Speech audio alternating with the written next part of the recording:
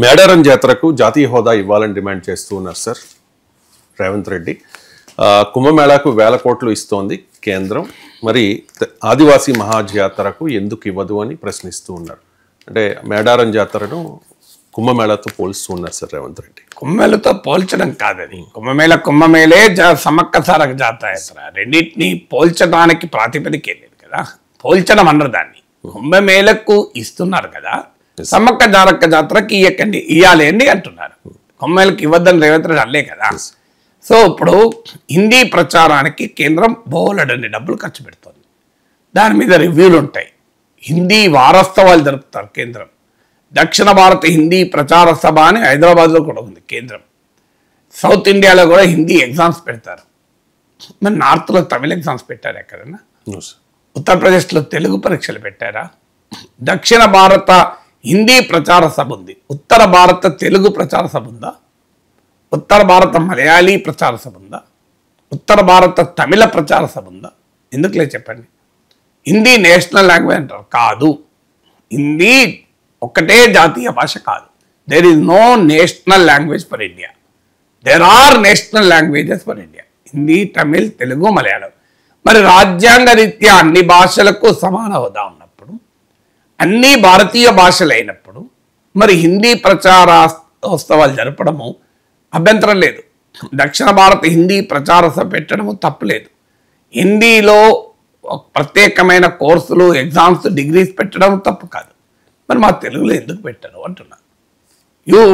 ఇప్పుడు తెలుగువాడు హిందీ, దక్షిణ భారత హిందీ ప్రచార సభ ద్వారా హిందీ నేర్చుకుంటున్నాడు. ఉత్తరప్రదేశ్ వారు ఉత్తర భారత్ తెలుగు ప్రచార సభ ద్వారా తెలుగు ఎందుకు నేర్చుకోవద్దు? దానికి కేంద్రం ఎందుకు డబ్బులు ఇవ్వదు? మన త్రిభాషా సూత్రం కదా. హిందీ ఇంపార్టెంటే, అదర్ ఇండియన్ లాంగ్వేజ్ ఇంపార్టెంట్ కదా. హిందీని ఇంత ప్రమోట్ చేసినప్పుడు అక్కడ ఇండియన్ లాంగ్వేజ్ ప్రమోట్ చేయండి. యూపీలో, హర్యానాలో, రాజస్థాన్లో, మధ్యప్రదేశ్లో. కానీ జీరో. ఇది మొదటి ఉదాహరణ. 2, అయోధ్యలో రామ మందిరాన్ని కట్టారు. చాలా సంతోషం, ఎందుకంటే రాముడు పుట్టిన ప్లేస్ అది. అలాగే కాశీ విశ్వేశ్వరాలయాన్ని బాగా డెవలప్ చేశారు. కాశీ జీవితంలో ఒక్కసారైనా కాశీకి పోవాలని సగటు హిందువు నమ్ముతాడు. అంత చాలా సంతోషం. మరి భద్రాచలం అభివృద్ధికి ఒక 1000 కోట్లు ఎందుకు ఇవ్వరు? అంటే రాముడుకి అయోధ్య ఒక్కటే ప్రాధాన్యత, భద్రాచలం ప్రాధాన్యత లేదా? పర్ణశాల లేదా? అంటే తెలుగు గడ్డ పైన భద్రాచలం ఉంటే నిర్లక్ష్యమా? హిందీ గడ్డ పైన ఉంటేనే రాముల వారికి గుర్తింప, హిందీ గడ్డ పైన ఉంటేనే సీతమ్మ తల్లి గుర్తింప, దేవదేవునికి కూడా భాషోన్మాదం ఏంటి? సో శ్రీరామచంద్రుడు మర్యాద పురుషోత్తముడు ఉత్తరప్రదేశ్లోనేనా? తెలుగువారికి మర్యాద పురుషోత్తముడు కాదా? నేనేమడుగుతున్నాను, మీరు రామ మందిర నిర్మాణానికి 1000 కోట్లు ఇచ్చారు, సంతోషం. అందరం ఇక్కడ నుంచి అయోధ్య వెళ్ళి కూడా చూస్తున్నాం కదా. మరి మా భద్రాచలానికి ఒక 5000 కోట్లు ఇవ్వచ్చు కదా ప్రభుత్వం. ఇంతవరకు ఇచ్చింది మోడీ ప్రభుత్వం, హిందుత్వ ప్రభుత్వం. నాకు చెప్పండి, భద్రాచలానికి విశిష్టత లేదని చెప్పండి మీరు. పర్ణశాల రావణుడు సీతను అపహరించిన ప్లేస్ కదా. రామలక్ష్మణులు నడియాడిన పవిత్ర స్థలం కదా. సీతమ్మ తల్లి ఉపయోగించినటువంటి కుంకుమ సంబంధించినటువంటి ఆనవాళ్లతో ఉన్న వాళ్ళు ఉన్నాయని చెప్తారు కదా. జటాయువు రెక్క తగి పడిపోయిన ప్లేస్ కదా. రావణునితో పోరాడిన దశరథుని స్నేహితురాలైనటువంటి జటాయు. మరి దానికి ఏం పవిత్రత లేదా అంటున్నా. మరి మా భద్రాచలంకి ఎందుకు 5000 కోట్లు ఇయ్యరు? అంటే తెలుగు గడ్డ మీద రాములవారు నడయాడితే ప్రాధాన్యత ఉండదు. మారీచుడు రామబాణము తగిలి చనిపోయిన జీడికల్లు ఉంది హైదరాబాద్ టు వరంగల్ పొంగ. ఎంతమంది కన్నా తెలుసా? అసలు ఎవరికైనా తెలుసా? అది ఉన్నదని కూడా తెలియదు. ఆలయ దగ్గర ఉంటుంది, అది ఉన్నదని తెలియదు. రామబాణము తగిలితే రాక్షసులకు కూడా వైకుంఠం ప్రసాదిస్తుంది. అంతటి పవిత్ర రామబాణము తాకి మారీచుడు పతనమయ్యాడే. సో మారీచుడు రావణాసురుడు వచ్చి నేను సీతను అపహరించదలుచుకున్నాను, ఈ కార్యంలో నాకు సహకరించండి, మారీచుడు ఒప్పుకోడు. లాస్ట్కు నిన్ను చంపేస్తాను ఒప్పుకోకపోతే అంటే రావణుడు, ఈ దుర్మార్గం చేతిలో చావడం కన్నా ఆ రాముడి బాణానికి చనిపోతే కనీసం వైకుంఠ యోగ్యం వస్తుంది అని మారీచుడు ఒప్పుకుంటాడు. అలాంటి రామబాణము తగిలి మారీచుడు నేల కొరిగిన పవిత్ర స్థలం జీడికల్లు కదా. రామబాణాన్ని సోకినటువంటి గడ్డ కదా అది. మా జీడికల్లు ఉన్నదని కూడా ఉత్తర భారతదేశంలోకి తెలుసా? అసలు ఎవరికైనా తెలుసా దానికి? మన వాళ్ళకే తెలియదు. మరి దాన్ని ఒక పవిత్ర క్షేత్రంగా ఒక 100 కోట్లు 50 కోట్లు ఇవ్వండి మోడీజీ, ఎక్కువద్దు 5 కోట్లు ఇవ్వండి మోడీజీ, మేము చేతులు జోడించి కోరుతున్నాము. ఎందుకు ఇవ్వరు చెప్పండి? అంటే ఈ పాత్ర లేదా? మీరు గంగా నది పుష్కరాలకు 1000 కోట్లు ఖర్చు పెడుతున్నారు కదా, మా కృష్ణమ్మకు కూడా పుష్కరాలు వస్తాయి కదా, మా గోదావరి కూడా పుష్కరాలు వస్తాయి కదా, మేము ఏం పాపం చేశాం? ఇప్పుడు మీరు నేను గోదావరి నీళ్ళు అయిన వాళ్ళమే కదా. అంటే గంగమ్మ పవిత్రత కాదని నేను అనడమే లేదు. మరి కుంభమేళకు గంగా త్రివేణి సంఘంకి వెళ్ళొచ్చాం కదా, మరి మా గోదావరి పుష్కరాలకు మా కృష్ణా పుష్కరాలకు ఎందుకు ఇవ్వరు అని అడుగుతున్నాను. అంత ఇవ్వకపోండి, కుంభమేళకి ఇచ్చినంత కొంత ఖర్చు పెట్టండి. ఆ ఇన్ఫ్రాస్ట్రక్చర్ అంత పెట్టకపోతే ఎందుకు ఇవ్వరు? దీనికి ఆన్సర్ ఉండాలి కదా. ప్రధానమంత్రి గోదావరి గంగా పుష్కరాలకు వెళ్తారు, గోదావరి పుష్కరాలు రావచ్చు కదా, కృష్ణా పుష్కరాలకు రావచ్చు కదా. మోడీ అమిత్ షాలు ఇవి కూడా పాపులర్ అవుతాయి కదా. నరేంద్ర మోడీ గంగా నది పుష్కర స్నానం చేసింది, 100 కోట్లాది హిందువులు సినిమా టీవీలో చూసి పులకరించారు కదా. దానివల్ల మా సౌత్ ఇండియాలో ఉన్న వారికి కూడా గంగానది పుష్కరాల ప్రాధాన్యత విశిష్టత తెలిసింది కదా. అయ్యా మోడీజీ, ఒక్కసారి వచ్చి మా కాళేశ్వరం పుష్కరాల్లో మీరు పుష్కర స్నానం చేసి ఉంటే ఆ ఉత్తరప్రదేశ్ వాళ్ళకు, హర్యానా వాళ్ళకు, తెలంగాణలో కాళేశ్వరం ఉంది, అది కూడా విశిష్ట క్షేత్రం, దక్షిణ కాశీగా ప్రసిద్ధి. సో అది అక్కడికి రావాలని కోరిక పుట్టేది కదా. మరి మాకెందుకు ఉండదు ప్రాధాన్యత అంటున్నాం మేము. ఇందులో తప్పేమని చెప్పండి.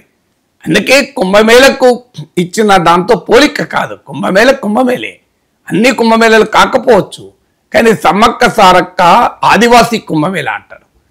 కోట్లాది మంది వస్తారు, మామూలు కాదు. నేను అతను తెలంగాణ గడ్డపై పుట్టిన వాడిని కనుక నేను ఆ వరంగల్ జిల్లాకు అల్లుణ్ణి మనమన్ని, అందువల్ల నాకు తెలుసు. సో అందువల్ల అది ఒక ఆదివాసీల పౌరుష ప్రతాపాలకు ప్రతీక. భారతదేశం యొక్క గొప్పతనం అంటే ఏంటంటే పండుగలే కాదు, ఉత్సవాలు, ఆచారాలు, సాంప్రదాయాలు, వ్యవహారాలు, చాలా అద్భుతమైన డైవర్సిటీ. నాగోబా జాతర ఉంది ఆదిలాబాద్ జిల్లా, ఆదివాసీ జాతర.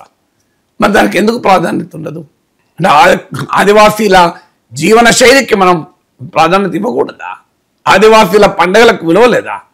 నాగోబా ఉత్తర తెలంగాణలో నాగోబా జాతర, సమ్మక్క సారక్క జాతర నుంచి ఉత్తరాంధ్రలో పైడితల్లి జాతర వరకు అవి ప్రాధాన్యత ఉండవా? వీటికి ఒక్కొక్క దానికి ఒక నెల్లూరులో రొట్టెల పండుగ జరుపుతారు, అదొక ప్రాధాన్యత. సో మీకు పాలమూరులో కుర్మనాథునికి జాతర జరుగుతుంది, అదొక ప్రత్యేకత. సో ఇలా అనేక చోట్ల స్థానికంగా ప్రజలు ఈ జాతరలు, ఉత్సవాలు, పండుగలు జరుపుకుంటారు. అంటే ఒకే దేశము ఒకే ఎన్నిక, ఒకే దేశము ఒకే పన్ను, ఒకే దేశము ఒకే రేషన్ కార్డు, ఒకే దేశము ఒకే పండుగ అంటే ఎట్లా? ఒకే దేశము ఒకటే ఒక్క పుణ్యనది అంటే ఎట్లా అంటున్నా? ఒకే దేశము ఒకే ఒక్క పండుగ అంటూ అది పండుగ అయితేనే కుంభమేళ, నది అయితే గంగా నది అంటే ఎట్లా? సో మీకు గంగా నది మీకెంతో, మా గంగా నదితో పాటు గోదావరి నది కూడా అంతే. ఎందుకంటే మేము అక్కడ పుట్టి పెరిగాము, ఆ గోదావరి తీరాన గోదావరి తల్లిని చూస్తూ పెరిగాము. మాకుండదా? మా గంగానది మీద కూడా గౌరవమే, కానీ మీకెందుకు గోదావరి నది మీద అప్పుడు ఏముండదు అని అడుగుతున్నాం. మేము గంగానది తక్కువ చేయడం లేదు. డెఫినెట్గా గంగానది చూసినప్పుడు మనకు గుండె ఉత్తేజంతో పొంగుతుంది. కానీ గోదావరి నది పరివాహక ప్రాంతంలో పెరిగి ఆ నది నీళ్లు తాగి పెరిగిన వాళ్ళం కదా మేము. మాకు అనిపించదా అయ్యా మా గోదావరి పుష్కరాలకు కూడా ప్రాధాన్యత ఉండాలి, మా కృష్ణమ్మ తల్లి పుష్కరాలకు కూడా ప్రాధాన్యత ఉండాలి, మా భద్రాచలానికి కూడా ప్రాధాన్యత ఉండాలి, మా జీడికల్లకు కూడా ప్రాధాన్యత ఉండాలి, మా సమ్మక్క సారక్క జాతర రాజీ పడని స్వావలంబన, స్వాతంత్రం, పరాధీనతకు వ్యతిరేకంగా పోరాడిన వీరశిరోమణుల చరిత్ర కదా అది. సో మీకు నిన్న మా ప్రైమ్ మినిస్టర్ పరాధీనత అతిపెద్ద శత్రువు అన్నాడు. సో సమ్మక్క సారక్క జీవితం అదే కదా. పరాధీనతకు వ్యతిరేకంగా తిరగబడ్డారు కదా. ఆదివాసీల స్వావలంబన కొరకు, వారి స్వయం ప్రతిపత్తి కొరకు నిలబడ్డారు కదా. ఇప్పటికీ ఆదివాసీ భూములు దురాక్రమణ గురవుతుంటే, ఆదివాసీ సంస్కృతి నాశనం అవుతుంటే, ఆదివాసీ భాషలకు గుర్తింపు లేకుండా ఉంటే, ఆదివాసీ సంస్కృతి సాంప్రదాయాలకు విలువలేని రోజుల్లో ఆదివాసీ సమాజాల్లో పుట్టిన ఆడబిడ్డలు సమ్మక్క సారక్క కోట్లాది భారతీయుల భక్తి ప్రవృత్తులతో చేసే పూజలు అందుకుంటున్నారంటే ఇది ఆదివాసీ సంస్కృతికి చెయ్యెత్తి మొక్కడం కదా. మరి దానికి ఎందుకు ప్రాధాన్యత ఇవ్వరు అని అడుగుతున్నాను. నేను అడుగుతున్నా ఏం లేదు. గిఫ్ట్ సిటీకి ఇచ్చిన ప్రాధాన్యత, గిఫ్ట్ సిటీని ఫిన్టెక్ వ్యాలీగా మార్చారు. మా విశాఖపట్నాన్ని ఎందుకు ఫిన్టెక్ వ్యాలీగా మార్చారు అని అడుగుతున్నాం మేము. గిఫ్ట్ సిటీకి అనేక రాయితీలు ఇచ్చారు కదా, మా విశాఖపట్నం కూడా ఇచ్చేసి దాన్ని కూడా ఫిన్టెక్ వ్యాలీగా మార్చచ్చు కదా. మీరు మా అమరావతిని క్వాంటమ్ వ్యాలీగా మార్చచ్చు కదా. దానికి ఎందుకు నిధులు ఇవ్వరు? ఇది క్వశ్చన్ అడిగేది. మీకు గిఫ్ట్ సిటీకి ఇచ్చినప్పుడు దీనికి ఎందుకు ఇవ్వరు? మీకు సబర్మతి ఫ్రంట్ని డెవలప్ చేశారు నరేంద్ర మోడీ, చాలా గొప్పగా డెవలప్ చేశారంట. నేను చూడలేదు, నాకు తెలియదు కానీ పత్రికలో చదివాను. మరి మా ముఖ్యమంత్రి మూసీ ఫ్రంట్ డెవలప్ చేస్తా అంటున్నాడు. మరి దాంట్లో నిధులు ఎందుకు ఇవ్వరు? సబర్మతి నది మూసీ నది కాదా? మా ముచ్చుకుందా నది మూసీ కాదా? మా నది కాదా? మా ముచ్చుకుందా నదికి విలువ లేదా? మరి సబర్మతి నదికి విలువ ఉందా? అంటే గుజరాతీ గడ్డ పైన ప్రవహిస్తేనే నది తెలుగు గడ్డ మీద ప్రవహిస్తున్న నది కాదా అని అడుగుతున్నా. సబర్మతి రివర్ ఫ్రంట్ను అద్భుతంగా తీర్చిదిద్దిన Modiji Musi river front develop చేయడానికి ఇవ్వండి అని అడుగుతున్నా. తప్పేంటి? అందువల్ల తెలంగాణకు కూడా ఒక ప్రాజెక్టు జాతీయ హోదా ఇవ్వండి, ఒక పండుగకు జాతీయ హోదా ఇవ్వండి. మళ్ళీ ఆస్కార్కు సినిమా రికమెండ్ చేయాలంటే మళ్ళీ గుజరాతీ చెల్లో షోనే వెళ్తుంది, మా త్రిబులార్ వెళ్ళదు. అయినా మా త్రిబులార్, మా రాజమౌళి ప్రపంచాన్ని దున్ని అంతర్జాతీయ సినీ పండుగలను దేదీప్యమానంగా వెలుగొందించి భారతీయులు గర్వకారణంగా నిలిచాడు మా రాజమౌళి. కానీ మా రాజమౌళినో మీరు రికమెండ్ చేయరా? ఏం చేయాలి? మా జక్కన్ననో మీరు గుర్తించరా? ఆస్కార్ గుర్తిస్తుంది, ప్రపంచం గుర్తిస్తుంది, కానీ మన దగ్గర మన కేంద్రమే గుర్తించదు. మా కేంద్రానికి మళ్ళీ ఆస్కార్కు నామినేట్ చేయాలంటే చెల్లో షోని గుర్తొస్తుంది. గుజరాతీ సినిమా అది ఎక్కడ ఉందో ఎవరికి తెలియదు, ఎవరు పట్టించుకోలేదు. ఇది నిజం కాదో చెప్పండి. ఇప్పుడు రాజమౌళికి ఎందుకు రాలేదు, నాట్కి ఎందుకు వచ్చింది? ఎందుకంటే it was not officially nominated film త్రిబులార్. చాలా మంది తెలియదు ఇది. త్రిబులార్ is not officially nominated by government of India for Oscar. Officially nominated film త్రిబులార్ కాదు, చెల్లో షో, గుజరాతీ ఫిలిం. అందుకే మన రాజమౌళికి అదృష్టం దక్కలేదు, నాటు దక్కింది. అసలు ప్రపంచంలో ఉన్న టాప్ ఫిలిం డైరెక్టర్ లెజెండ్స్ కొనియాడారు రాజమౌళి కెపాసిటీని. అంతటి గౌరవాన్ని తెలుగు జాతికి తెచ్చిచ్చినటువంటి కళాకారుడు కదా రాజమౌళి. మరి ఆ చెల్లో షోకు దక్కిన గౌరవం, ప్రభుత్వం ఇచ్చిన గౌరవం ఎందుకు త్రిబులార్కి ఇయ్యదు? అంటే త్రిబులార్ కూడా పాన్ ఇండియా సినిమా కదా. కానీ మా తెలుగు బిడ్డ అయినటువంటి విజేంద్ర ప్రసాద్ కథ రాస్తే, మా తెలుగు బిడ్డ అయిన రాజమౌళి దానికి దర్శకత్వం వహించడమే నేరమా? అదే ఆయన హిందీ వాడై ఉంటే ఇప్పటికి బ్రహ్మాండంగా వచ్చేది. ఎందుకుంటుందో అని అడుగుతున్నాను. సో వీటికి కనీసమైన ప్రశ్నలు కాదా అంటున్నా. అందుకే ఖచ్చితంగా సమ్మక్క సారక్క జాతరను జాతీయ పండుగ గుర్తించాలి. భారత జాతి అంటే ఒక్కటి కాదు. అందుకే మన జనగణమన ఒకసారి చదవండి. మీకు అది దాంట్లో నుండి గుజరాత్, పంజాబ్, సింధు, మరాఠా, ద్రావిడ, ఉత్కల, వంగ ఉంది కదా. గంగా యమున అంటాం కదా, మన ఒక్క నది అనం కదా. సో అందువల్ల జనగణమన ఒక్కసారి చదివితే అర్థమవుతుంది కదా. అదే మన తెలుగువారు అలా ఆలోచించడే. మా గురుగారు ఏమన్నాడు? తెలుగునే ప్రేమించమన్నానులే, దేశమును ప్రేమించమన్నా అన్నాడు. సో తెలుగు జాతి దేశభక్తి చూడండి.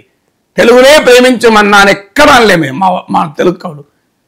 తెలుగు ఏ దేశమేగినా ఎందుకు కాడినా పొగడరా నీ తల్లి భూమి భారతిని అన్నాం. భూమి భారతిని పొగడమన్నాం.